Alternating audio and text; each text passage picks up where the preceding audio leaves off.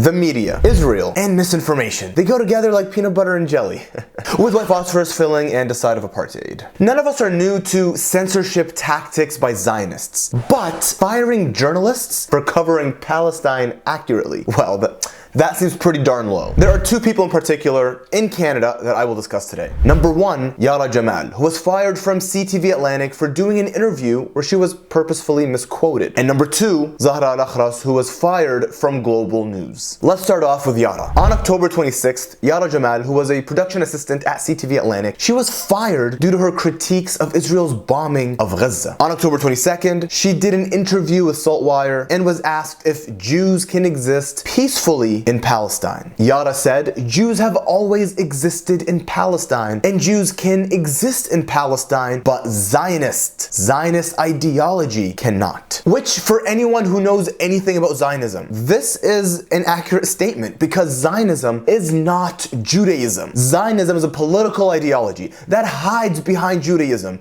in order to ethnically cleanse Palestine of Palestinians and turn it into an ethno-nationalist, Jewish supremacist state. Hell, there's literally apartheid imposed on Palestinians living under occupation. That's not me saying this. That's human rights organizations like B'Tselem and Amnesty International saying this. And there are many Jews and Jewish voices and Jewish groups who are against Zionism. And groups like Independent Jewish Voices stood up for Yara and her statement. However, later on, an article showed up in the Halifax Chronicle Herald saying that, she said Jews can continue to exist, the Zionist ideology cannot. So they kind of cut her statement in half and they kind of used the part that could be used to smear her. Then, Honest Reporting Canada, which is self-proclaimed honest reporting and is probably the least honest anything in existence. And they're also, of course, surprise, surprise, a huge supporter of Israel and Zionism. And they portrayed her as being anti-Semitic. Go figure. Yeah, not the first time. Not the first time a Zionist organization tried to silence pro-Palestinian voices through labeling them as anti-Semitic. And unfortunately, it appears with no real investigation or due diligence, sadly, CTV fired Yara from her role. There appears to have been no real conversations or investigations. She made those comments while she wasn't at work. She wasn't associating herself with CTV during that interview anyways, and yet she appears to have been just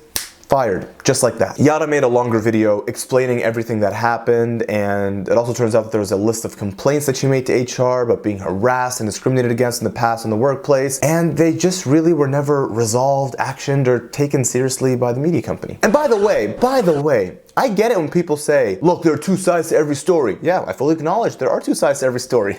So I would love to hear the other side. I would love to hear CTV tell us what really happened. I'm just wondering when they plan on telling us. And now moving on to number two, Zahra Al-Akhras. Zahra made a video explaining she was one of the only Palestinian journalists in the office and how she was suffering as she was witnessing the assault on Gaza. And on October 17th, after the hospital massacre of over 500 Palestinians, Zahra was told by her higher-ups at Global News to take down all her posts mentioning Gaza under attack or Gaza genocide or free Palestine. Because these posts, stay with me here, made her appear unbalanced or biased. Hold on. Wait. The same media that was busy calling Palestinians terrorists and terrorist sympathizers, asking everyone and their mother to condemn Hamas, while completely ignoring Israel's 7-decade-long occupation and claiming the whole Israel has the right to defend itself, which is clearly false under international law given Israel is the occupier. And yet, she, Zahra, was the biased, unbalanced one? Okay, got it. So an employee informed her that she'll be investigated about her social media postings, and in reply, she sends them an image of a dead Gazan child, a dead Palestinian child that was posted by Sean King, I believe. In other words, she's telling them, this is what's happening to Palestinians, this is what they're going through. At the very least, empathize with us. Like, don't you feel like goddamn thing? No, I don't think she said all that, but like, that's what the picture said, essentially. That's what the picture was for. Like, can't you feel what I'm feeling right now? And after seeing this image, they felt offended. Wait, yo, this can't be real. She sent them this picture of a dead Palestinian child saying this is what's happening to Palestinians, like, at least empathize with us. And they were offended by a picture of a dead Palestinian child and not offended by Israel genociding Palestinian babies. Oh Lord, oh Lord, man, I need some water. What is, this is not real. This is not real life.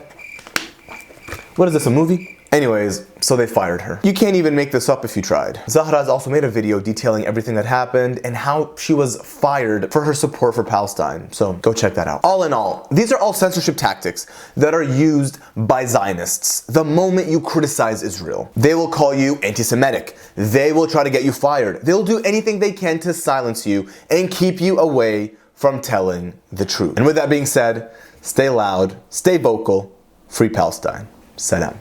Peace.